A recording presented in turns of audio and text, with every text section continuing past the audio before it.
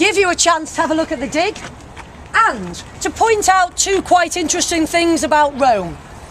The first, there's not a lot of work going on. But the second is that you can see just how far down they are still excavating. And there's a reason for that. Sorry, let me switch that off, it shouldn't be on. Now, the reason is, you'll remember that Rome was built on 7 hills. Now, the reason it was built on the hills is because all the lower lying ground was just bog and marsh, because the River Tiber would burst its banks.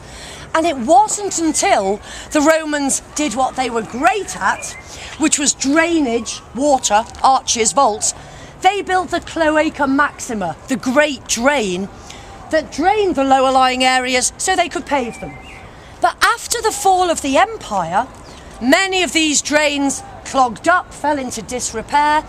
The Tiber kept bursting its banks. Over hundreds and hundreds of years, the level of land in Rome has changed dramatically, and we'll see that when we get to the Forum.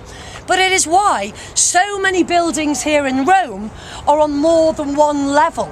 They would just keep building on top of the remains of the buildings underneath.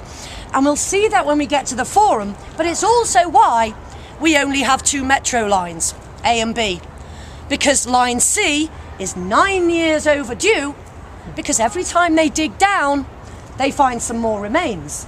So either it's going to take a lot longer or it's going to go like this. But we're heading to our next arch.